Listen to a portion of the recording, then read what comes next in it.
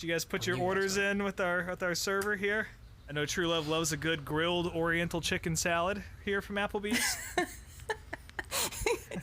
You have the menu pulled up in front of you? Nope, this is all from memory, and I know Brien in particular loves a good Tex-Mex shrimp arista bowl.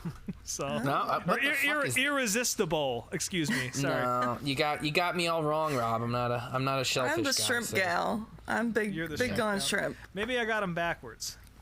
Big shrimp. But we all love the Brewpub pretzel and beer cheese dip. That's for sure. Oh yeah. Everybody loves that. Liquid cheese always works.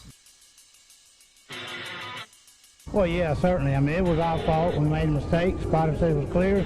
I wasn't clear, and, I didn't want to tear my car up, tear his car up either. I respect everybody, and I demand respect. And, I apologized to the guy when he came over the car, explained to him what happened, and then he took it to another level when he started calling me an idiot and whatever else. And I don't appreciate that. I'm not going to take it. I told him how I felt. I called him out. He didn't show. And so, I'm good with it if he's good with it, but I'm not going to be disrespected by no means. Yeah, I guess I had a dinner date at Applebee's last night that I didn't find out about until it was too late. It's a shame. Love their riblets and boneless wings, but... All right, folks. Welcome to Meet Me at Applebee's, your shop-at-home motorsports collectibles podcast. I am Brien. With me, as always, are Rob and Ashley. Folks, how we doing on this lovely Tuesday afternoon? Good, man. Not too bad. How about you, Truelove? Yep. I guess good and not too bad are good and not too bad are two different answers, but somewhere in between.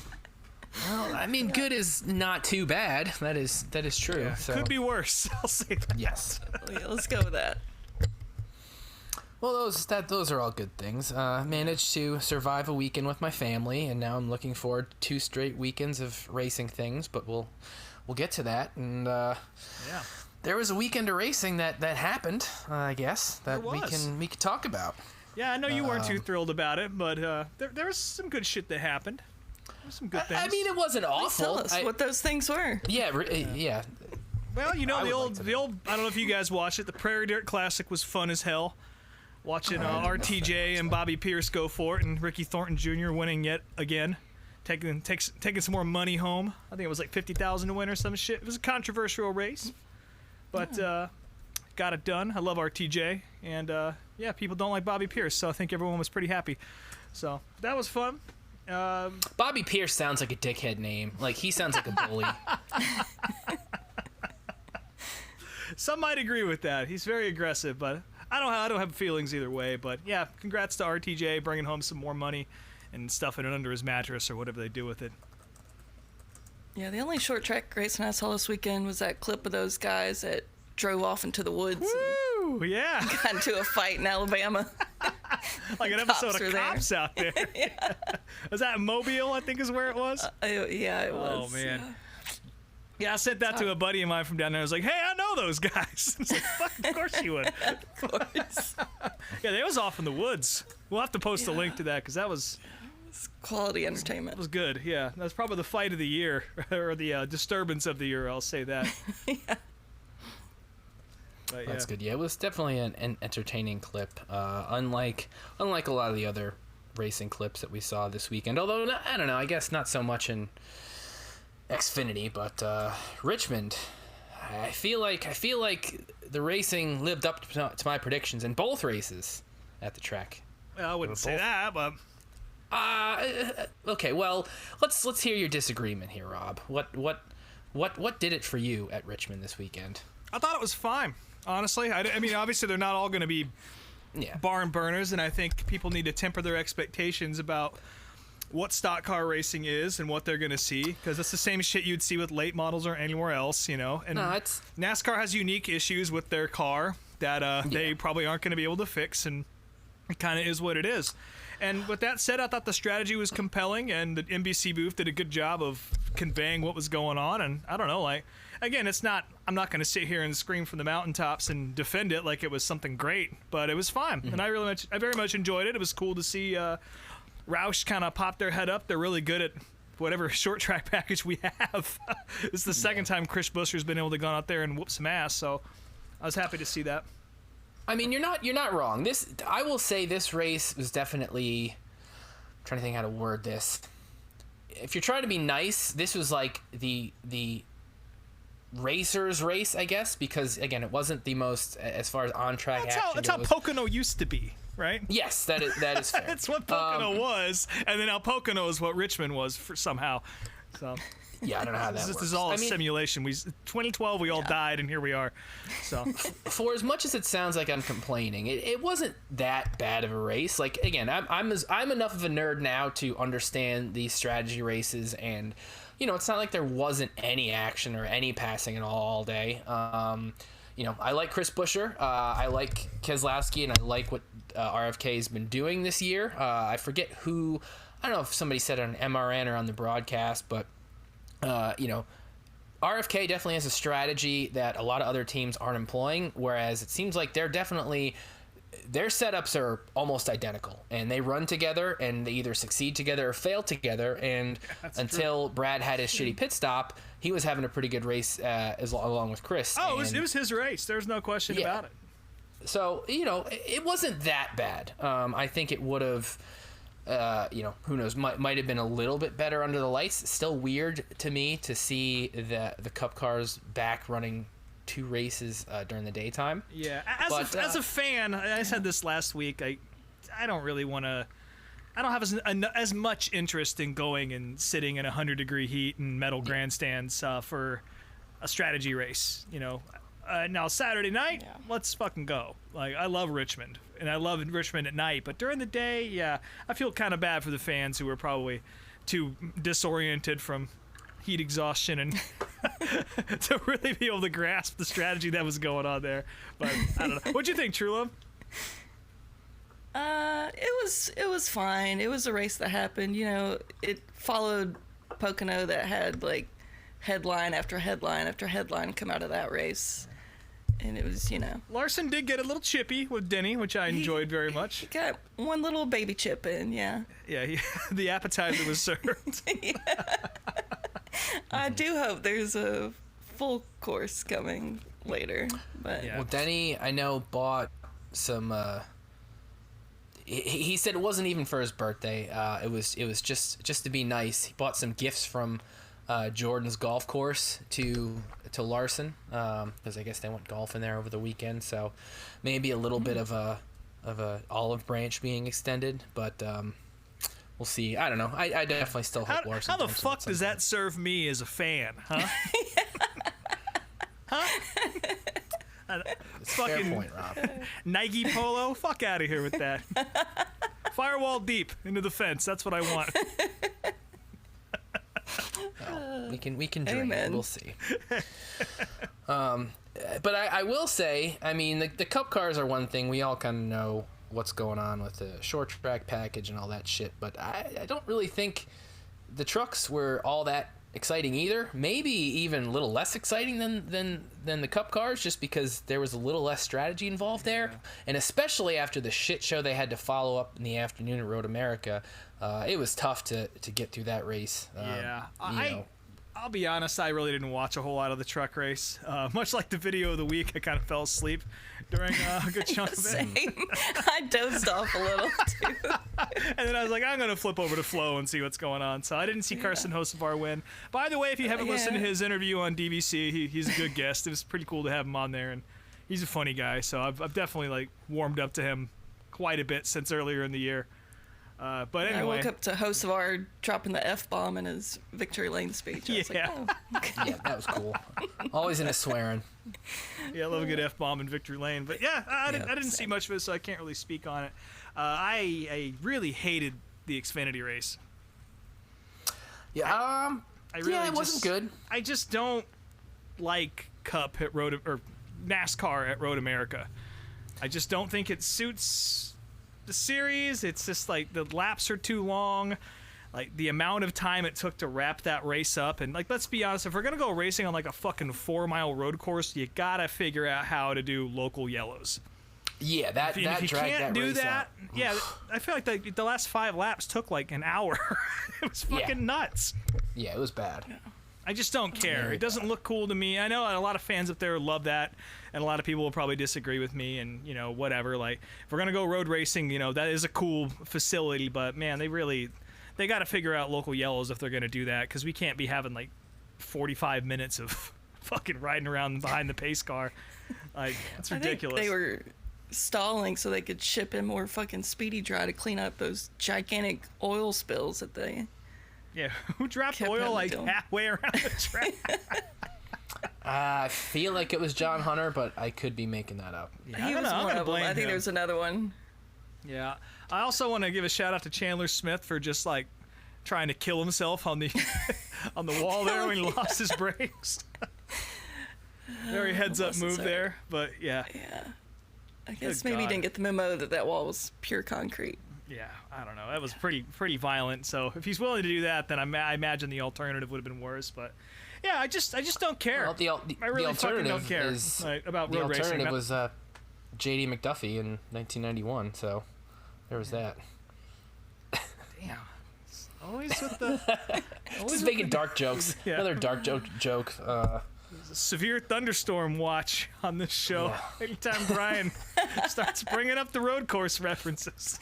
Last week it was Rob Moroso killing somebody, and this week it's J.D. McDuffie. But yeah, I'm glad that didn't happen. But yeah, I guess he did the right thing. I don't know. Well, yeah, I was happy to see Sam Mayer finally get his first win. So feels pretty overdue. Yeah, all it took was NASCAR pausing the race for like 3 days. I would have been excited if Sage won personally, but yeah, I don't have. I'm pretty indifferent with Sam Mayer. He's still a baby. He is a baby. Do anything for me. Yeah, and Ty Gibbs kind of whooped his ass that one time, so that was funny. But Ty didn't have his helmet off. I don't care. I know it's a technicality, but still, you know. They had another terrible race, which was Martinsville. Actually, that truck race is pretty good. It was just the Cup Series that year that was awful. But, yeah. I don't know. Yeah, the Cup race was definitely my favorite out of the 3 big races. Again, lots of short track stuff happened. Unfortunately, NASCAR got rained out preemptively up at Claremont. Last week I said it was White Mountain, but, 6 of one, half dozen the other. They were at Claremont instead, up in New Hampshire, and then they weren't because of rain. Who knows if it actually rained or not, but they shut that down and have not announced a date yet, so I was denied modifieds, so I'm sad about that, but, it is what it is. Bummer. Yeah. But I do want to bring up a discussion we had amongst the 3 of us yesterday and today. Great, can't wait. Love this. I've been very much looking forward to hosting this sort of debate, if you will. You just want us to fight is all you want. Yes, I feel absolutely. Like the fight's it's already been squashed. Yeah. Zero interest in this conversation. Well, it's going to happen, because it's a good topic, and I don't know, you guys can help me out on this. I don't know where this was said. It was Reddit, Twitter, I don't fucking know. But someone was making an argument that Chris Buescher is a better driver than Ross Chastain, I guess is the sort of gist of the whole thing. And Truelove, from what I gather, tends to agree with that statement. And Brien, of course, as a card-carrying member of the Pitbull fan club, disagrees. So first off, I wouldn't... Apparently... Opening arguments from... We'll start with Truelove over here. Yeah, go ahead. Apparently I liked a tweet that I didn't even remember liking, and Brien brought it up in the group chat, and I had to literally go back to Twitter and look through my likes to figure out. Well, that's how Twitter works. Twitter shows you things that your friends like, and that showed up in my feed. I will never like anything again on Twitter ever again. On X, excuse you. No, it's not. It's Twitter. It is Twitter. So yeah, I mean. I don't. It's not really an argument, personally. I like them both. I think they both have 2 very different driving styles, and their paths to where they've gotten in their career were very different. I think Ross has maybe accomplished a bit more in the Cup Series in a shorter amount of time than Chris has. For sure. But also, Chris definitely is more accomplished and a less aggressive driver. But they're both. I mean, it's hard to say which one is better. I think they're both good, and they both have a lot more left to offer in their careers. Personally, I just like calling out Ashley's hate of Ross because I still think it's unfair. But now over to the rebuttal here from Truelove here. I don't care. I just really don't care about this. Yep. I mean, they're pretty. I mean, I'll agree they're pretty evenly matched. I just happen to hate one with a passion, and the other. You but just yeah, don't as know far as much like about. cup goes, yeah, they're pretty. You know. I just think it's a really guess, interesting comparison, and I hadn't really considered the two of them sort of being on, I don't know, like an equal stage other than the Cup Series, but, like I never really considered the two of them as being comparable drivers because you forget about Chris Buescher being in the mix because he doesn't do anything. He doesn't do anything that draws attention. He just kind of like grinds and gets his top 10s and whatever. Then once in a while, pop up and get a win or a top 5. Which, speaking of grinding, Brian Priest getting a top 5 finish this week. So fuck everybody. That's what's up. Everyone loves to see that shit. But anyway, so that's why Rob loved the race. I mean, it certainly helped. It certainly helped. Yeah. But to me, that's a comparison that honestly, those guys are very much like the ones you should compare based on their career arcs and how they ended up here, and now they're starting to percolate through with somewhat newer teams. And I know Roush isn't a newer team, but Brad Keselowski's involvement is certainly a new element that has sort of stepped the operation up a bit. Yeah, I think I think it was the Iceberg that made a good comparison of Buescher to actually Truex, which I think when you actually look at their career arcs, it's pretty similar. Truex was in both. Truex and Buescher had early success in the lower ranks, and then when they got to Cup, kind of floundered a bit and were in and out of shitty rides. And eventually, once they found the rides that worked for them the best, they started to succeed. And I think Buescher now, especially with RFK evolving how it has the last couple seasons, I think that team is only going to get stronger and stronger. And we'll see what happens with Brad. I feel like he is starting to his career is starting to end, but I think Buescher has still got plenty of time left. And I think we could see a Truex type run from him. If he gets maybe a little more aggressive, but we'll see. From Brad or from Chris? For Chris. Yeah. I mean, honestly, I could see Brad having a resurgence as well. I think he's got a couple more wins left in him. I really do. Oh, for sure. And after seeing Richmond, there's a lot of races like that on the calendar, and if they can figure it out like that a few more times, especially on the plate tracks, I feel like we're going to see Brad in victory lane with that big ass American flag that just populates out of nowhere. Again, we live in a simulation, so I got a feeling this weekend they'll be strong again. So you think so? We'll see what happens. I wouldn't be mad to see either one of those guys win. Yeah, you got a big weekend in Michigan coming up, which is really, really cool. I'm excited to hear about that. But real quick before unless you guys have any more thoughts about Richmond. Nah. Truelove, I'm going to put you on the spot here because you got to meet an absolute legend over the course of the weekend. I know you mentioned it on Instagram today, but you got to meet Linda Vaughn. And I'd love to hear more about this. And if you guys don't know who Linda Vaughn is, I'll let you kind of handle that, Truelove. But she's an absolute legend in the racing world. And I love her. I really do, and I'm so jealous you got to meet her. So I don't know if you mind sharing your experience getting to meet her. Or... Sure, I'll try to put some words together. So Saturday, me and my brother drove like 2 hours to a car show in Dalton, Georgia, which is Linda's hometown, and she lives in California now, but I think she flies out every year to do this car show. But it's been a bucket list item of mine for a long time to meet her because she's just someone that's like, a female. There aren't many females within the racing industry to really, idolize and whatnot. And, she wasn't a driver, but she has been a part of racing history for, the last 60 years. The way she did it, too. Like she commanded respect, which I think is incredible. Yeah, I mean, she started off as a beauty pageant queen or whatever, but she was, since she was a kid, a racing fan first and foremost. So she knew her shit and, loved the sport. But so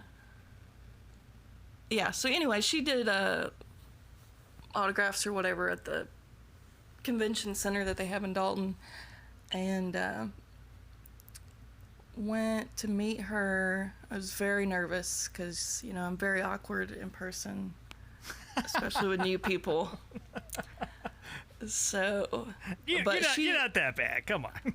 Yeah, but I wore my favorite Tim Richmond shirt because I felt like that would be an icebreaker because her and Tim dated in the 80s.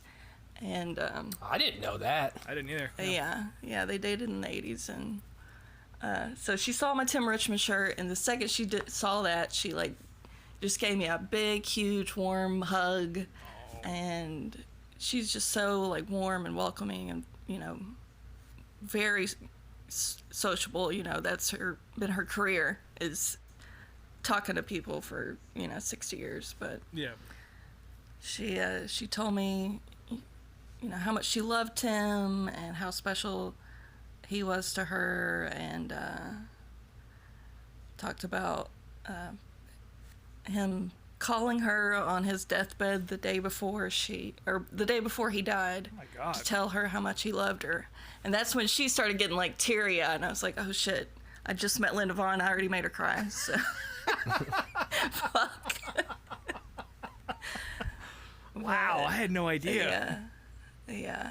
I guess I'm not she surprised. Just kept talking about how handsome he was and all that. But she, you know, before Tim raced in NASCAR, he was in IndyCar first, and that's when she met him, was during his IndyCar days. Yeah, Rookie of the Year in 1982, I believe. Yeah, and I guess he was in talks with driving for Penske at the time.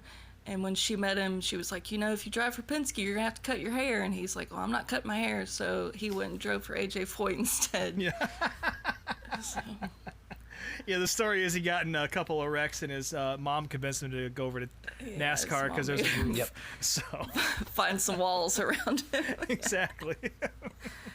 But yeah, I guess they were, you know, friends for, you know, a decade after that or whatever, till he passed away. But yeah, she shared some stories with me about how close she was with Davey Allison. Like, he called her Aunt Linda, and a story about Dale Earnhardt that I probably shouldn't share. But yeah, should we just, you know, gabbed, two gals just gabbing about racing for a little while, and it was awesome. It was way more than I ever expected. Like, I'm sure it was a nice reprieve for her. Assuming who usually comes up to talk to her. Yeah, and again, a long line of old men that wanted to kiss her. They kept asking for kisses. Yeah. If you guys listening to this don't know who Linda Vaughn is, just Google her or Miss Her Shifter. That works too, and you'll see why all these old motherfuckers are lining up for for a shot in their golden years. Yeah. Man, that's awesome. I'm so stoked you got to meet her. She doesn't do too many appearances anymore, I don't think, right?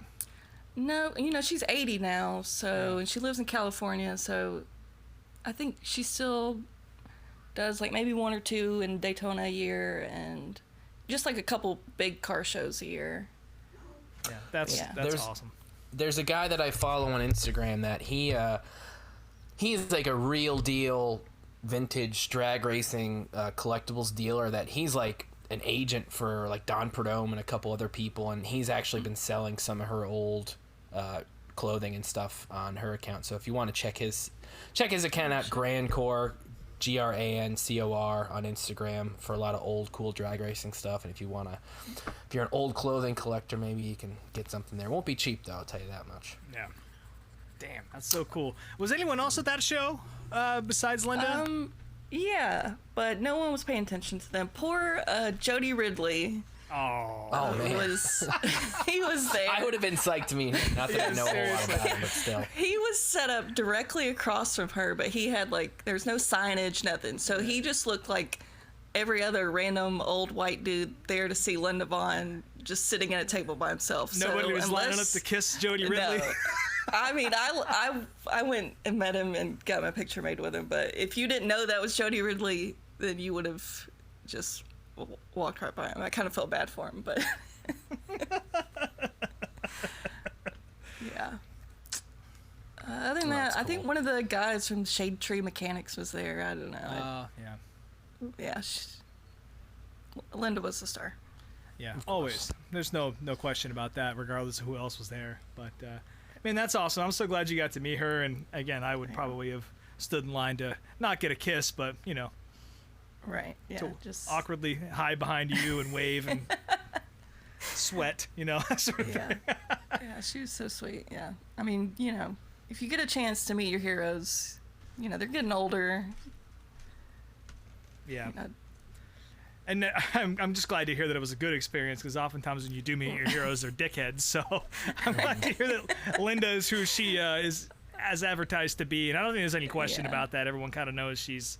Right. I don't think you have a career as long as hers if you're not genuine. Exactly. Yeah.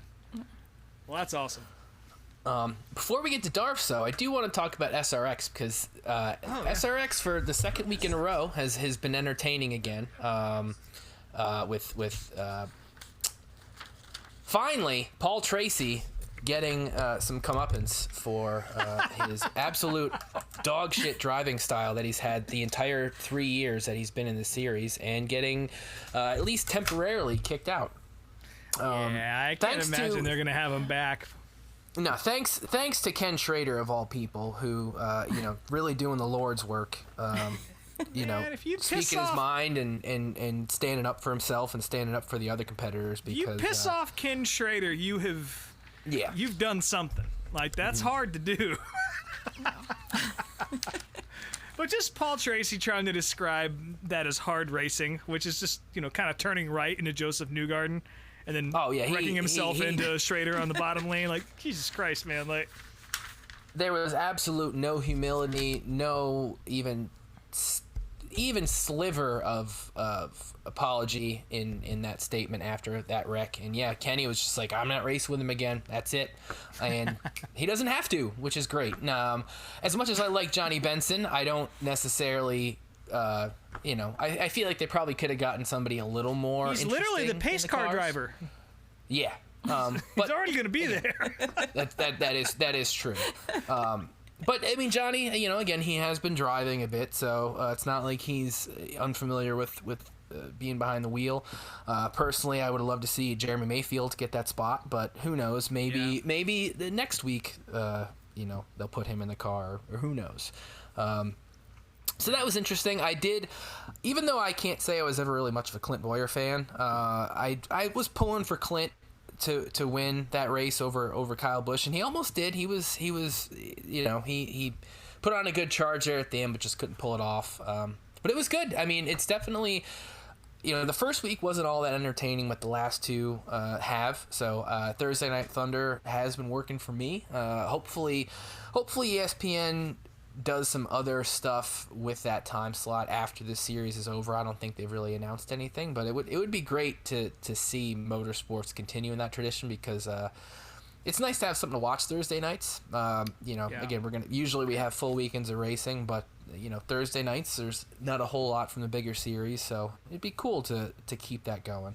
Yeah, if I were Flow Racing and I worked at Flow Racing, and I would try and partner with ESPN to show some sort of highlight reel and really do Thursday Night Thunder, because there is live stuff happening. There are plenty of options that you could slide in there, but a lot of the big stuff happens Friday, Saturday, Sunday. And I'd love to see somebody like that, or Dirt Vision, or another one of these streaming services that has a lot of skin in the short track world, put together a show like that for cable television. Now, would anybody watch it? I don't know, but I would love to see actual Thursday Night Thunder come back, and that'd be a pretty easy way to do it. So that's free advice, for the folks at Flow Racing as a stockholder or whatever the fuck I am, by paying my. I was gonna say, don't you have an inside line to someone at Flow Racing? Put that little tidbit in their ear. Yeah. I'll send some texts. Call ESPN and get on cable. How does that sound to you guys? The active enemy of cable television. Which, speaking of which, we haven't talked about this yet. Xfinity Series is going to be on CW. That's over-the-air television. Every fucking television with a piece of tinfoil hanging out the back of it. Starting 2025, you'll be able to watch the NASCAR Busch Series live. Which I think we kind of goofed on CW earlier in the year when mentioning the IndyCar reality series being there, but I think NASCAR potentially being exposed to more households is never a bad thing. And I think with for as much as I know about television and, airing rights and all that stuff that's been changing the last couple of years, CW, I mean, if live sports are what draws actual ratings to live TV. I mean, at this point, anybody can DVR anything, but live events, most of the time you want to be able to actually watch them live. So CW, I think, is pivoting to that and really changing a lot of their programming lineup to a bunch of live sports. So this obviously fits in with that. Yeah. The one point that Denny made on his show was how that could affect the overall TV package in 2025 when it comes to the Money and Cup and the other series, because now there's one less component to that package. Although it seems like in the past the TV deals have been different through all 3 series, so I don't know if it's necessarily a valid point, but was he saying it in a positive impact or was it a negative impact? I think it was a little bit of a negative impact, not for the overall health of the sport, but maybe for the value of that TV package. But again, I just can't think of any time in the past where those TV contracts, again, I don't necessarily pay a ton of attention in the past either, but I feel like all 3 series are shown on different networks, even though, it's like FS1 and FS2 and that type of bullshit. But he might have a little bit of a point there, but, I think it'll be good for Xfinity and NASCAR in general to have that access. And again, it's free TV that airs across the entire country. You don't need cable or any sort of streaming to be able to watch it. You just need, that little bullshit antenna box thing that you can get for $5 anywhere now. So, it's good. Every television in the United States that can actually get anything to watch on it. and plus streaming. One final little update before we get to Darf's in the video of the week.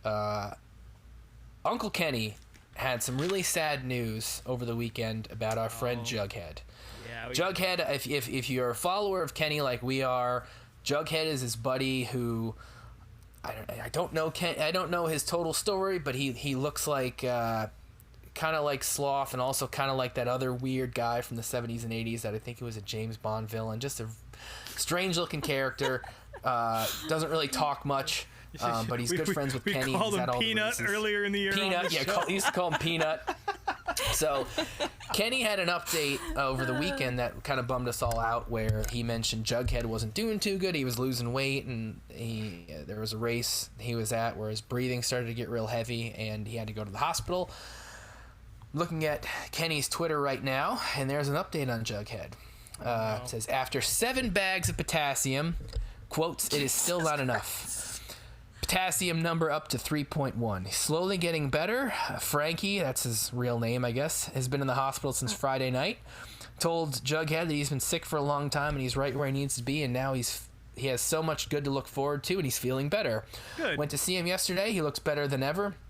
He was smiling and very happy. He was truly near death. I guess he had very low potassium. Jughead probably does not have wonderful eating habits, so I guess that's not a total surprise. I mean, him and Kenny are always rocking up to Ruby Tuesday at every chance they get. So. Yeah.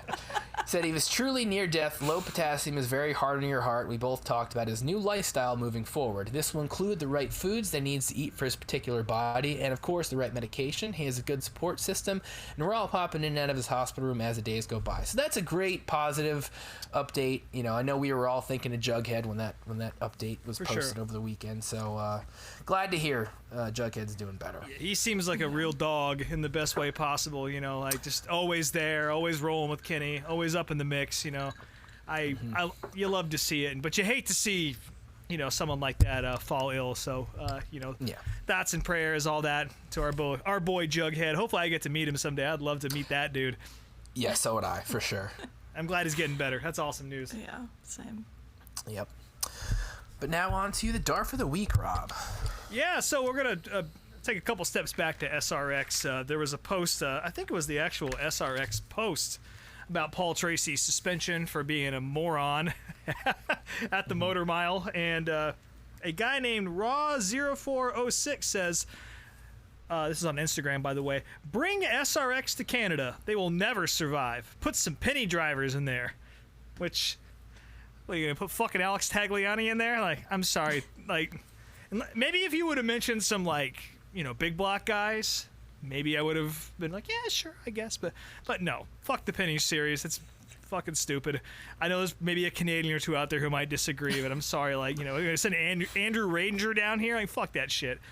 Listen, I posted Canada some does not have shirts. good stock car drivers, except for that new kid. I can't remember what his name is anymore. It's the most French Canadian shit I ever heard. He's whooping ass this year, but yeah. There are definitely some Pinty's guys out there, because I posted some CASCAR shirts like a month ago, and they sold immediately, and people were very excited about them. So there are definitely Pinty's guys up there for sure. Yeah, I'm just hating. I'm sure it's fine. And it's usually actually pretty fun races to watch, but yeah, I'm sorry. I'm not gonna hear that the the NASCAR Pinty's series crew is this secret hotbed of just incredible talent. That's true. So man, that's my dart for the week. You can take a week off poutine and I don't know, let fucking Justin Trudeau come to your house and give you a kiss on the forehead or whatever the fuck it is that piss you off. So I don't fucking know. All right. I would hate that. Okay, so Boy, have we got a video of the week for you guys. we got a video of the week, and this is gonna be. Buckle this is in, y'all. Gonna be. Yeah, this is You gonna be. thought last week was boring. Listen, so I decided to go in a different direction this week. Now, I will say there were a couple videos I offered to the crew here. One of them was the all wheels wrestling pilot for. So maybe at some point we'll watch this, but.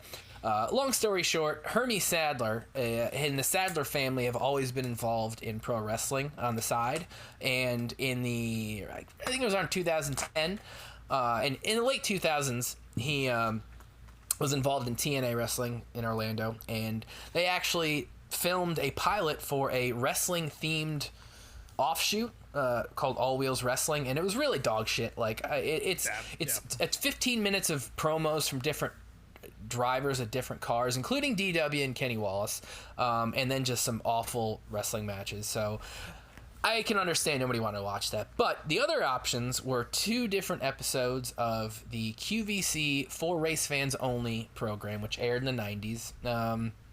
And we decided to go with the Jeff Gordon block from March of 1994. Now, this was actually filmed the day before St. Patrick's Day, so there are a lot of St. Patrick's Day commercials throughout this show that I'm sure my mom bought some shit, because my mom's entire house is green and covered in shamrocks, and throughout my childhood and adulthood, Irish bullshit has been a part of it. So there's a good chance that this was even airing in my house that day. I don't remember watching, but Rob does. Rob actually did watch it when he was a little kid, and he didn't watch that much of it this time because it made him fall asleep. Yeah, I know over the course of 30 years or however long it's been, I'd say I've watched about 15 minutes of this from my childhood to now. So I'll let Brien handle this one, but I do remember watching this specifically. I did like Jeff Gordon a lot. Once Davey Allison died, I kind of didn't have a driver, and again, through like Thursday Night Thunder and TNN showing outlaw shows and sprint car shows, I kind of got into that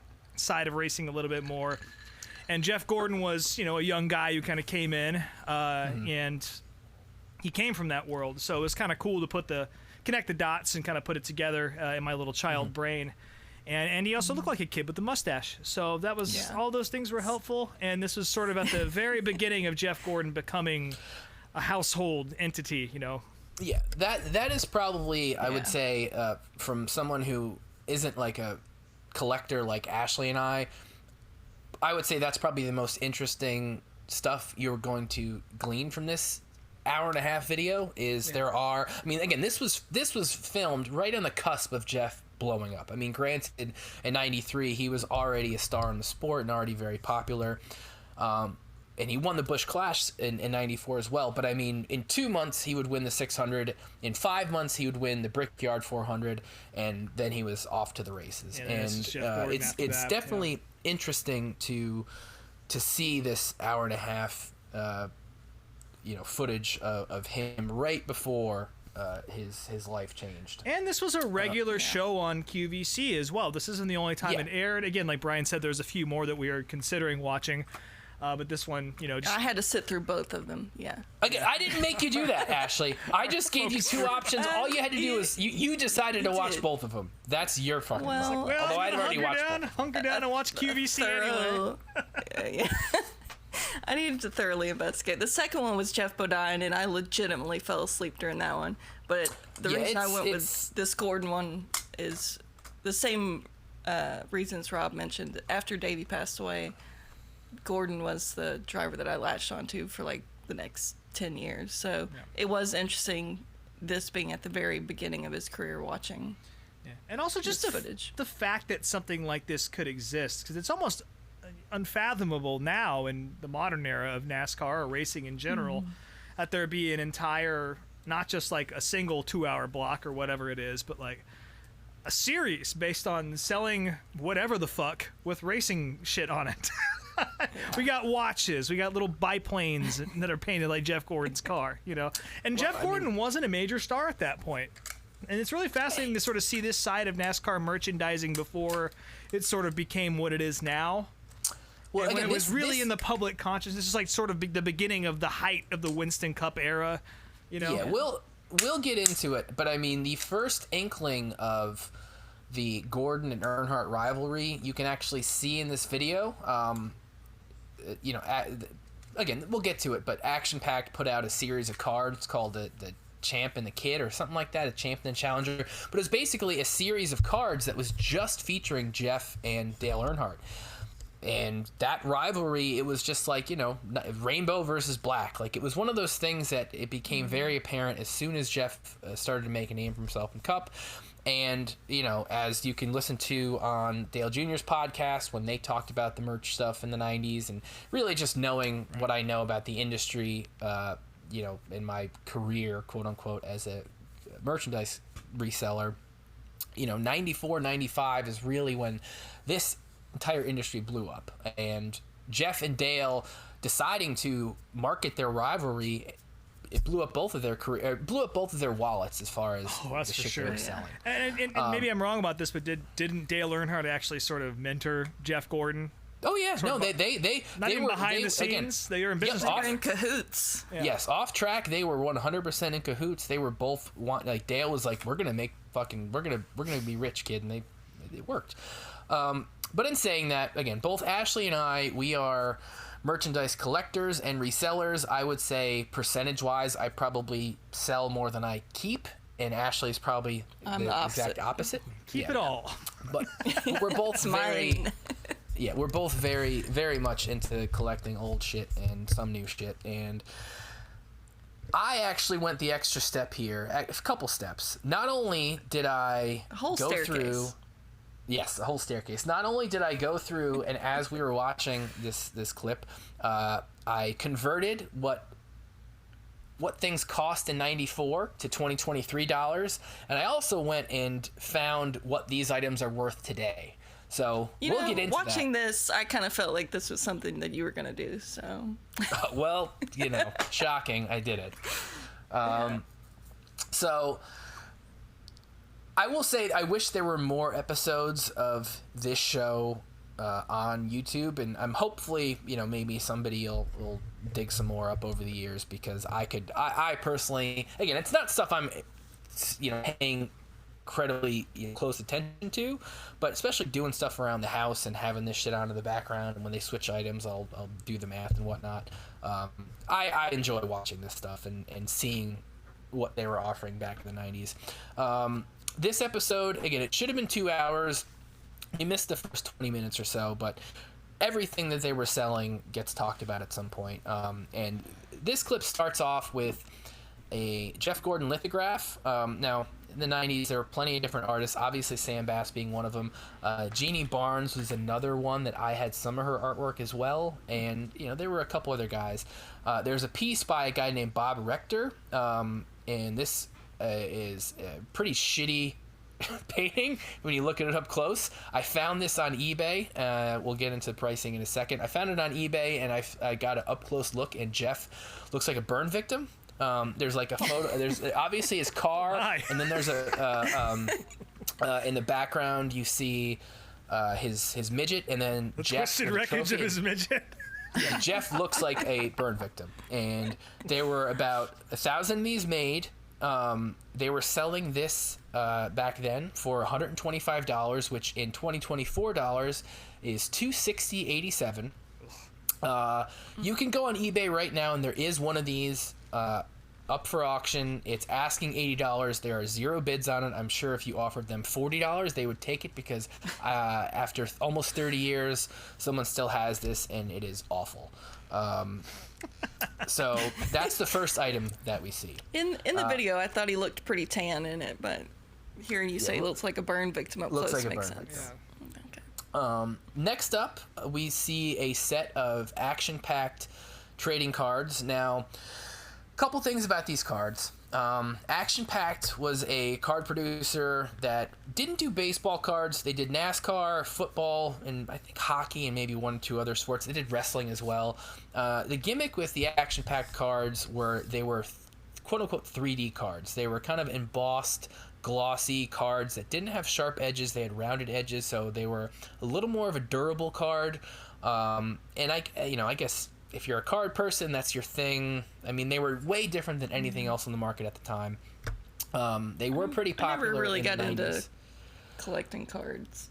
I did. I had these, and I actually I had this exact set as a kid. Now, You were QVC? shoplifting them from Kmart. There it is. Yeah. no, well, as mentioned on the show, Action Packed did not sell these as a set to the public. The only place you could get them as a set was on QVC, apparently. This particular package not only came with the entire 94 Action Packed set, it came with a couple prototype cards, and it came with an uncut sheet of those Dale and Jeff cards that I mentioned earlier.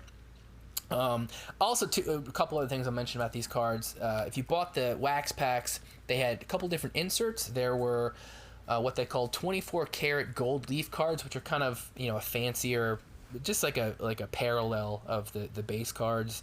And then also a Kyle Petty card that had a cubic zirconia diamond earring embedded into it, which I actually have one.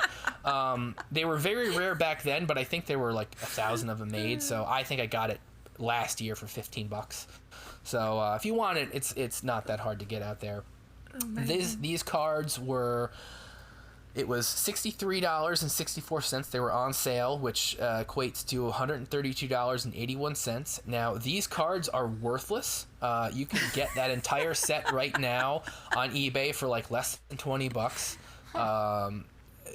Compared to some of the others, Max was the big card producer in the 90s. Yeah.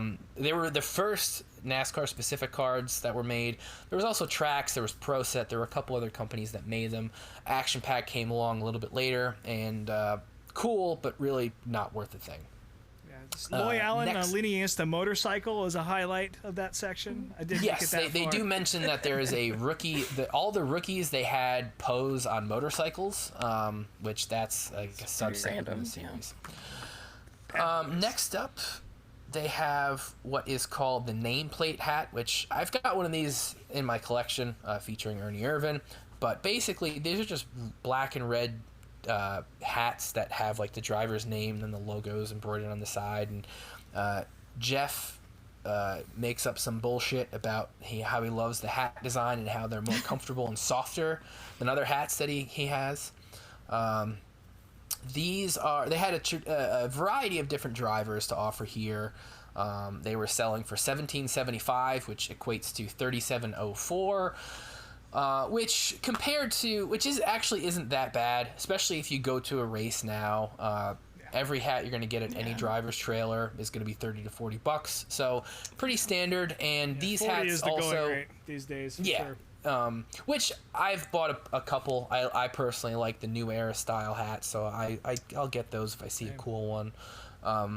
And if on the collector's market, like you can find in my store, around $30 is about what you'd pay for them now. So not the worst investment you could make on this show. You see some models showing off the hats, awkwardly standing there, and they're wearing T-shirts, which we'll get to later on in the program. Next up, there is a Brickyard 400 hat and shirt set. Now, I would say, out of all the races that have ever been run in the last 50 years, there is not one single race that had more merchandise produced for it than the 1994 Brickyard 400.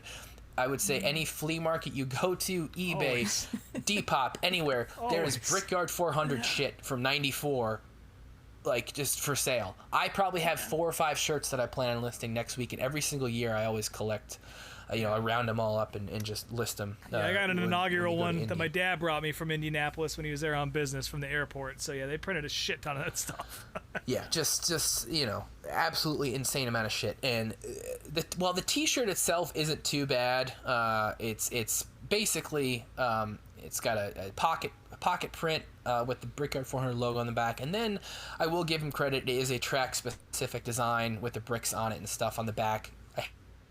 Hate back prints, but it's not the worst shirt in the world. The hat is total dog shit. Awful quality. The set was $31, which is $64.69 in today's dollars, and I will sell you a better hat and shirt combo right now for maybe $40 shipped if you want it. And just look at my store next week. Since we're in Indy, I will have a bunch of. That's the whole point of this the thing. Brien Homes. This isn't just an ad. Now this isn't just an ad for my number? store. No, we do not. 1-800 Speedway Screens, please. Yeah. We are past the Give point them the of discount code, Rob. Yeah. Tell them Truelove and Rob sent you. There you go. Next up, there is a Jeff Gordon DuPont flag, which it's a nice flag. It's whatever.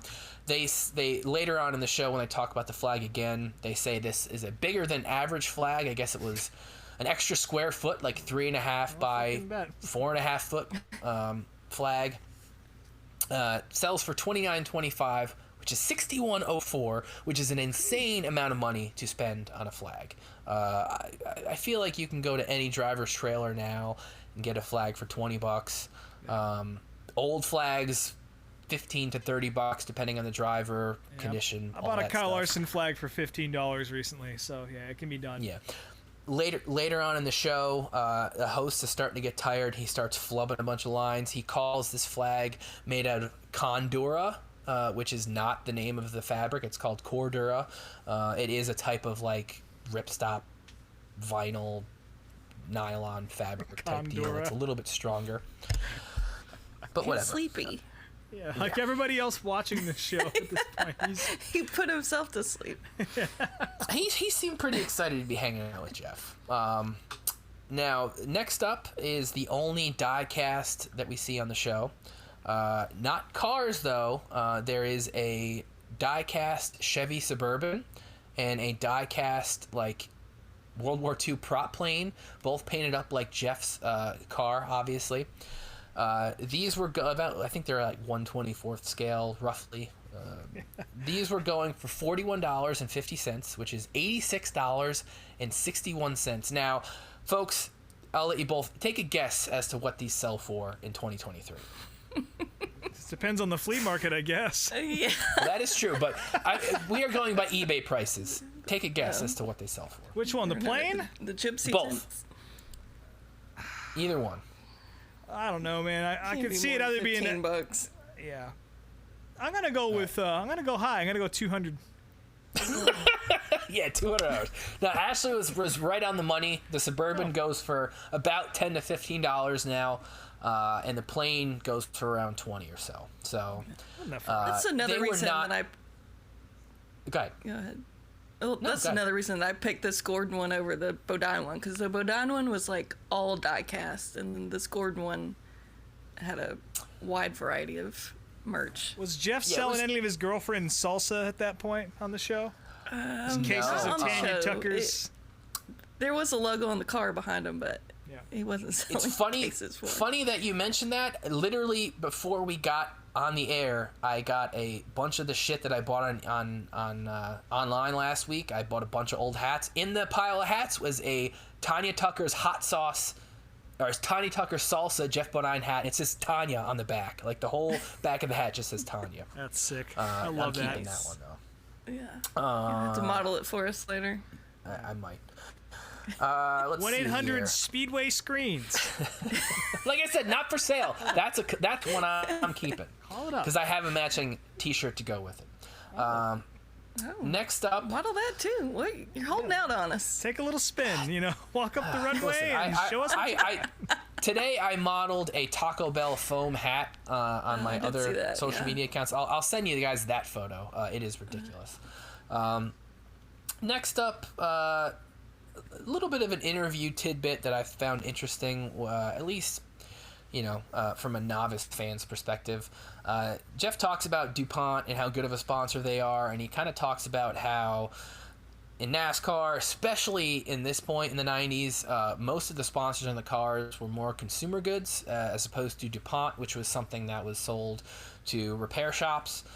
Something that the average consumer wouldn't necessarily think about when getting their car fixed, but the shops and stuff, they would. And I guess the importance of marketing, even back then, with a brand like DuPont, you're getting guys from mechanics to come out to races and meet the driver and go in the pits and all that stuff. And it's kind of the importance of marketing, not just to the fans, but,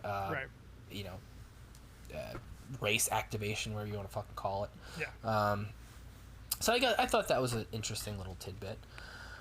Where are we next here? Sorry, I lost my spot in my 4,000 words of notes here. We get a commercial break, our first commercial break in the show, and there's an ad for Blue Blocker sunglasses where you can win a Dodge Viper.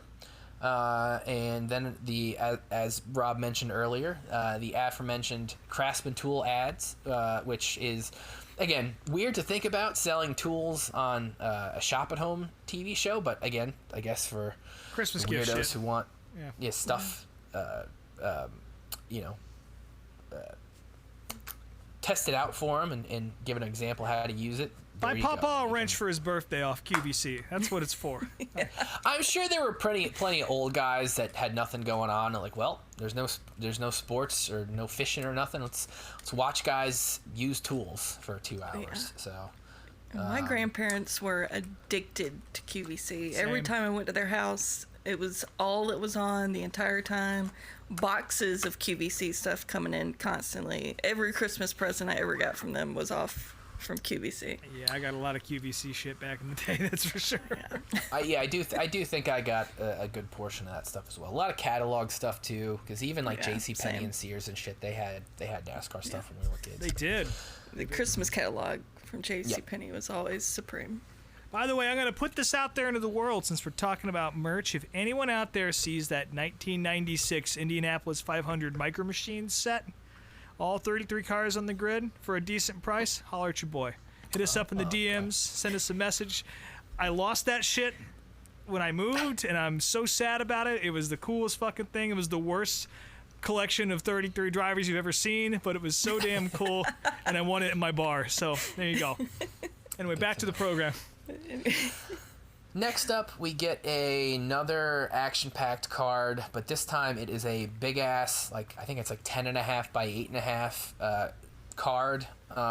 These were 1770, which was $36.94. Apparently, there are 2,500 made. I could not find an example of this Jeff Gordon one, but I did find a Rusty Wallace one that was actually autographed on eBay, and it was only $12. Much like their tiny, or shouldn't say tiny, the regular size action pack cards, these things are worthless unless they were autographed and slabbed. So you maybe spend $100 or so on a Dale or a Jeff, but the 24 carats and all the other ones, worthless, just worthless. Next up, we get there's a couple different fans that call in. The first one being a woman from Indiana that calls in. Both fans of NASCAR. Her husband actually races at South Bend. Big Gordon fans. They go to Michigan every year. They love his car, predict big things. He asks them if they're going to Indy. They stupidly say no. They're like, we're more comfortable at Michigan. Absolutely not. Yeah. Poor choice, very poor choice if you're such big Gordon fans, as we learned a few months later. Maybe she was dead set on never going anywhere but Michigan. Yeah, that's so weird. I mean, granted, I can kind of understand. I'm sure that race was sold out. I'm sure tickets were hard to get. So, even though you're in Indy or in Indiana, Jeff Gordon suggests it. It's their loss. They big missed opportunity for Gordon fans. Now, next up is another flea market standby. The autographed 8x10 on a shitty fake marble plaque. These had to have been high margin for QVC because these were exclusively produced for QVC. Jeff signed 1,024 of them, and they were $52.96, which was $110.52. And again, maybe not signed, but you can go to any flea market in the country and buy one of these for less than $10. If you want it signed, maybe it'd be $20 or $30. But yeah, just hideous too. That marbled was just gross. Oh, God. No, this was exclusive. They chose that color because they wanted gross. to. Yeah, just awful. We get another action-packed item, another one signed by Jeff. It was a big jumbo card, and then a promo card of the same photo of Jeff in his helmet sitting in his car. That's $50, $104.35. This was another one I couldn't find any examples of, so maybe this is one of the few items that was actually worth the money to hold on to, but probably not.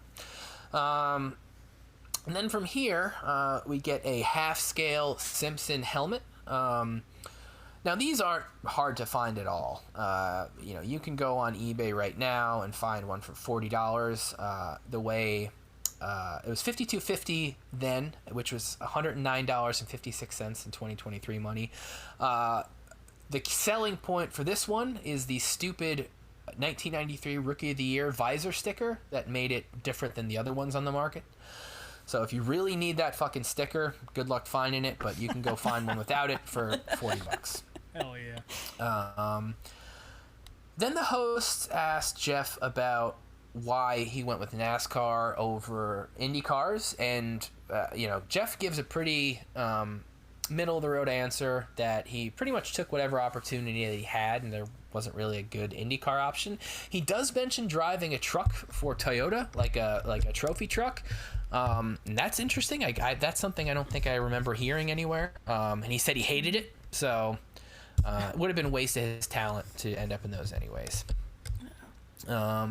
Another waste is the money that you'd be spending on this weird Jeff Gordon leather jacket that is just awful looking.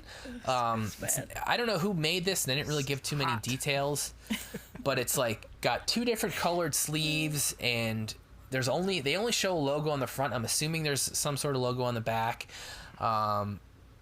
And it's a weird cut. It's not cool. It's nothing about it is appealing to me at all, even as a vintage collector guy. $325. You had your choice of Mark Martin or Jeff Gordon. That is $678.25 in 2023 money. Fucking insane. Oh my Absolutely God. insane. QVC was making a killing. Oh yeah, Jesus. They easily made six figures on this 2-hour broadcast, no doubt about it. Murphy. So what? Not to cut you off here, but Yep. Do you have a favorite and a least favorite item on the show? Or are we getting to that? We'll save that till the end because there's still more. We haven't gotten through the whole list yet. We'll say we can choose our items. Although you guys can only go by my descriptions since you both fell asleep watching it. I'm gonna fix myself another drink here. They do show a Taz NASCAR branded tee, which it was $16.08, $33.56 in today dollars. I actually had this shirt in my store within the last 3 months, and that's comparable to today's prices. Here's yet another flea market item, a Sam Bass clock with apparently Jeff was the first driver to get his own Sam Bass artwork lithograph in his rookie year, and this is that specific painting. $75 roughly $156.52. You can get these on eBay for about $100. Realistically, they sell for like 50 to 75. Again, every single flea market in the country, you can go find these clocks. They are dog shit. I have two in my house right now. One is a Davy Allison with a broken clock, and then I have an Ernie Irvan on my wall right now, and the clock does not keep accurate time. So, great value there. There's they mentioned the Sandwich Construction Company a few times in the show, which again was an infamous 90s restaurant in Charlotte that was covered in old racing shit and pieces of cars and stuff. Always cool to hear that mentioned. We get another fan phone call, and I enjoyed this call. It was Freddie from Fishkill, New York. Very much a New York, New Jersey accent on this guy. If he said Ronkonkoma instead of Fishkill, I wouldn't have been shocked at all. He just called in to congratulate Jeff on the Rookie of the Year honors, and he said that last year he was doing the fast track driving school at Charlotte, and Jeff happened to be there testing, and he came over and talked to him and the other guys doing the class and said Jeff was really nice, and that's cool. It's a really nice moment. Again, probably one of those moments that stopped happening very shortly after this was filmed. But just a nice call. More jackets. These are some very boring varsity jackets, just with two-tone with the logos on the front and the back. Nothing fancy. Nothing these aren't special, drivers.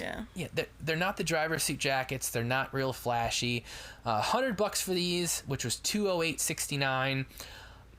If I found these today and put them in my store, $50 is the most I would charge for them.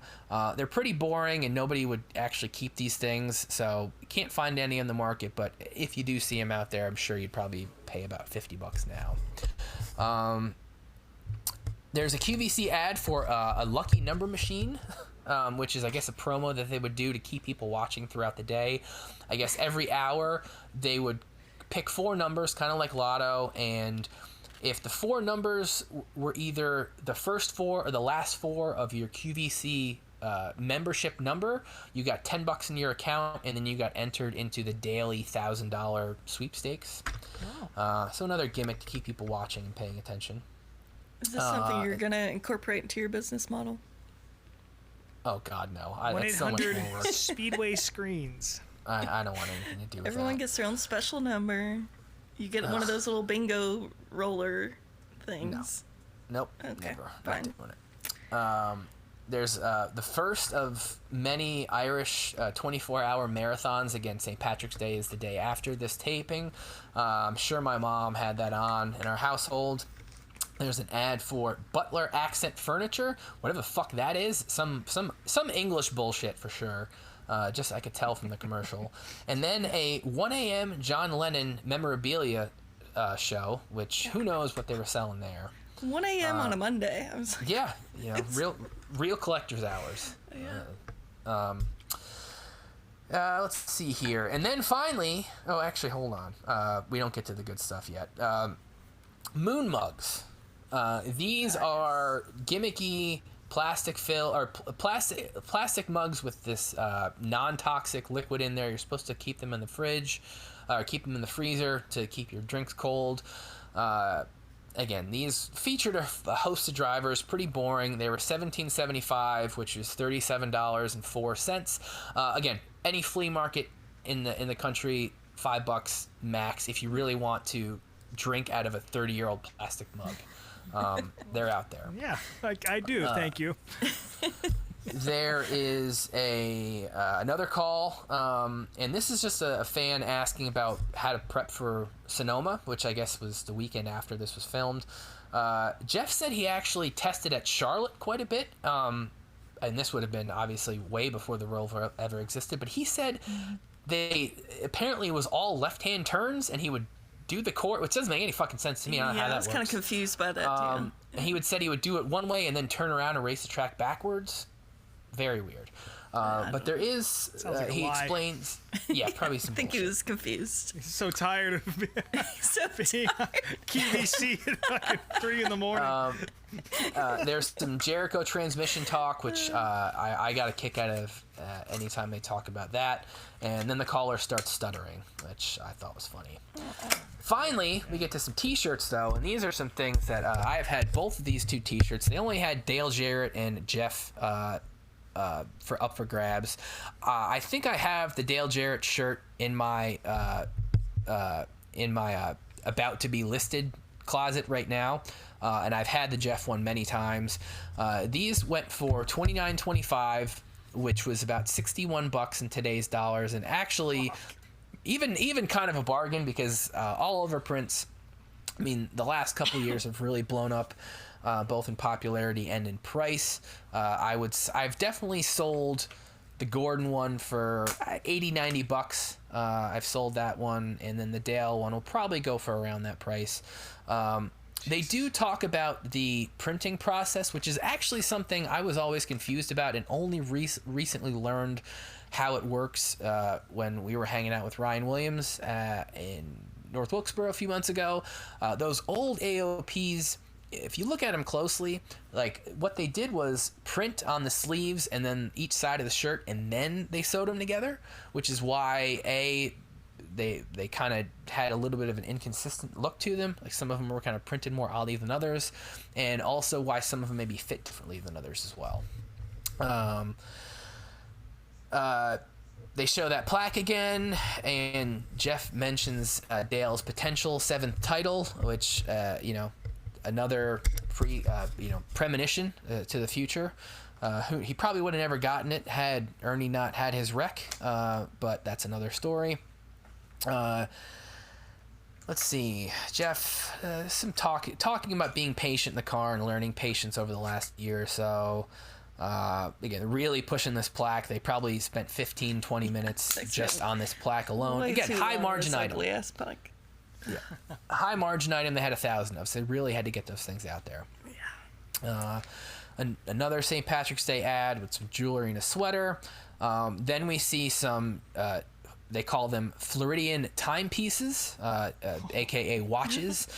Very boring looking watches that have like the driver's car and then their signature, and just a shitty watch that was going for $66.75, $139.30.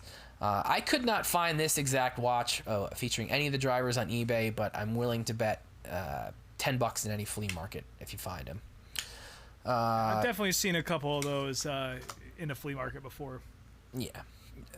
I don't think there's really any nicely made watches out there. Maybe there's a Rolex or something out there, but I mean, who the fuck cares? It's 2023. Nobody's wearing watches anymore. The host asked Jeff if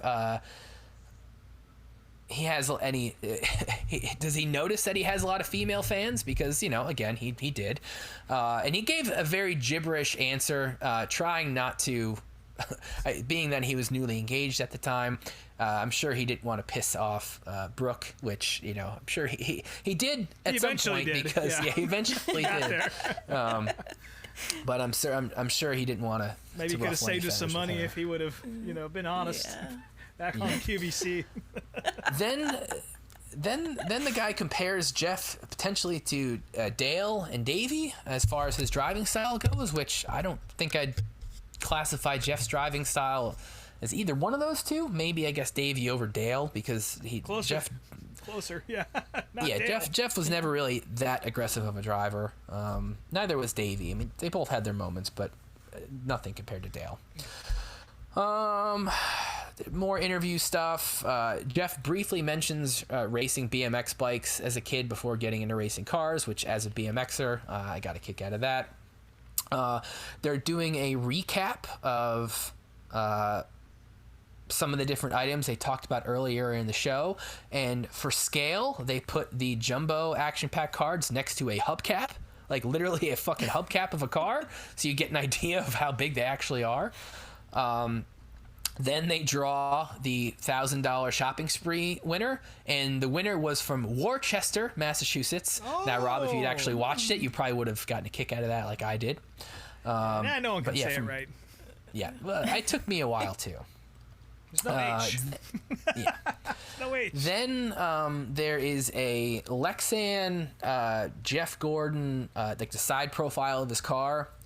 This was selling for $120, which is $250.43.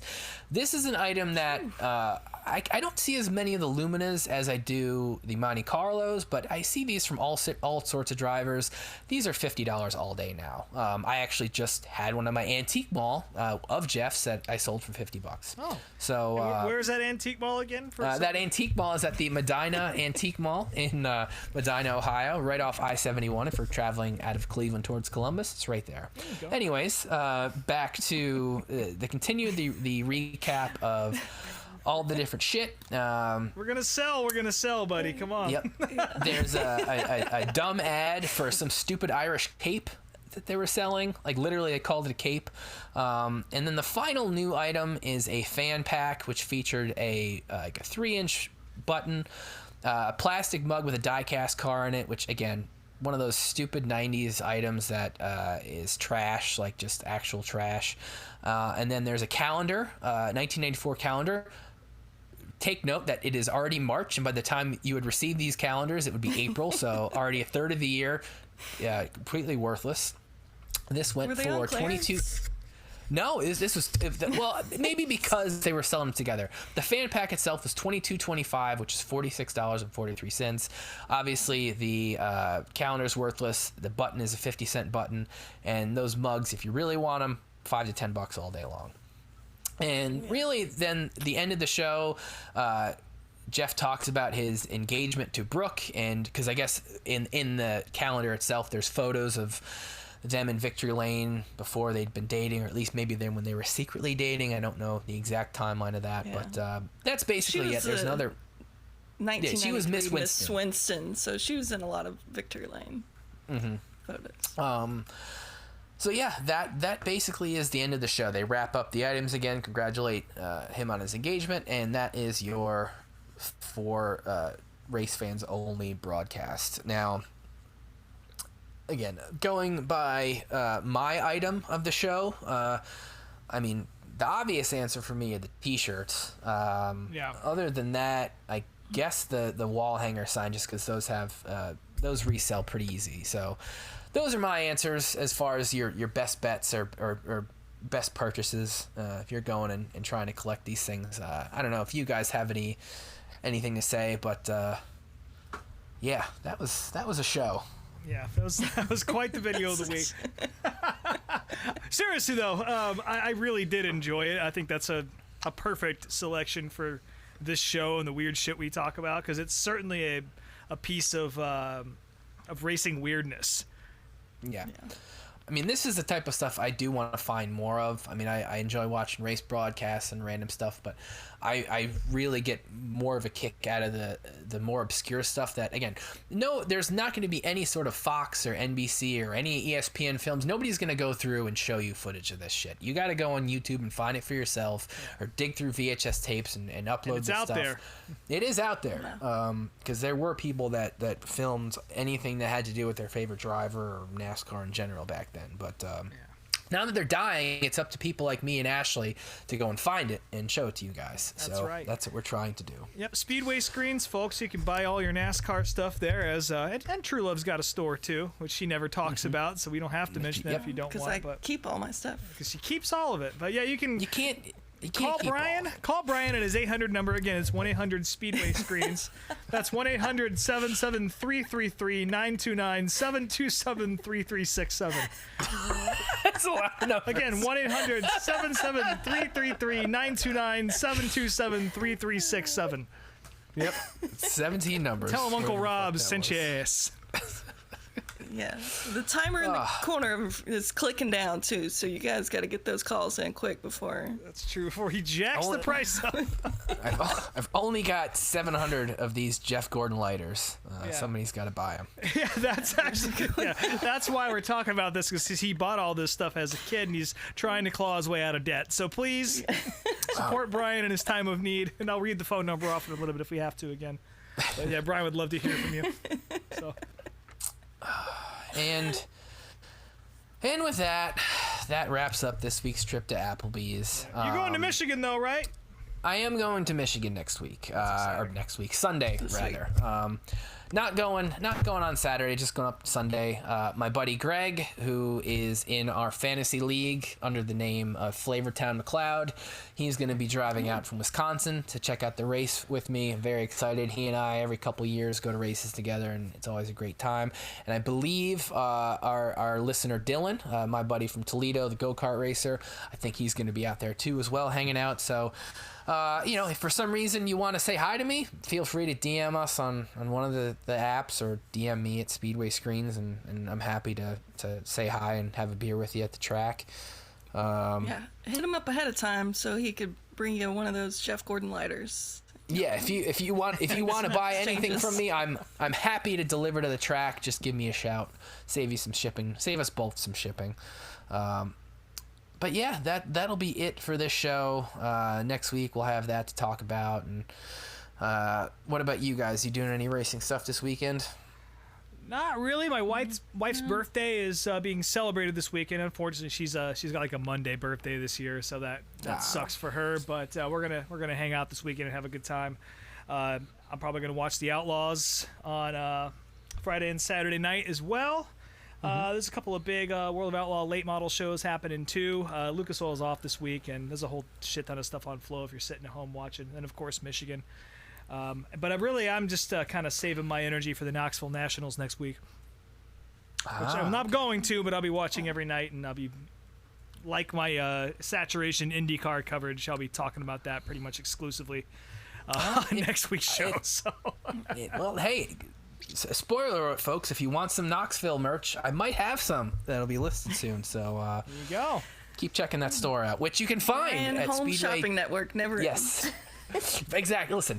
1-800-773-33-929 727-3367. That's the Speedway Screens hotline. I can't go to these races. This gas money's got to come from somewhere, folks. So you got to buy this shit so I can go to these races. But again, you can find all my stuff at Speedway Screens. Speedway Screens on all the things. SpeedwayTSJ.etsy.com, and of course, obviously, you can follow us on Instagram at Meet Me at Applebee's on IG, and Meet Me at DeBees on Twitter. And here's Truelove to give her piss poor plug of her show.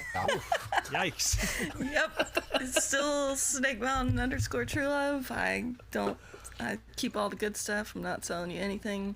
But there's some pictures of me and Linda Vaughn over on Instagram if you want to look at her. They are there. They are worth the price of admission. I'd love to see it again. I'm so happy you got to meet her. That's cool shit. I'm Rob. I'm on the internet too. I don't post shit. Rob Motes _unofficial on Instagram and Twitter, or X, or whatever the fuck it's called now. And then These Wild Plains is my band. Got a few more show announcements coming up soon. We will be going down to Charlotte, Richmond, sort of mid-Atlantic, mid-South kind of thing going on in the fall. Charlotte. When are you going to play the Midwest? We haven't really turned the van in that direction in a long time. We've done that before. Least, if you come within 2 or 3 hours of me, I'll come hang out. It's just our market. We just play in the South. That's kind of how it works. And we don't even play in New England, to be honest with you. We just head on down south, and one of these days we'll make it out that way, and for sure you'll hear about it on the show. Okay. Because I'd love to go out there. The Midwest is great. We played there a few times, and actually got to hit up a couple racetracks the last time we were really out there. WIR being one of them, which, by the way, if you're listening to this, you're missing a great ASA show right now over on Flow Racing. So, but yeah, all that. Cool.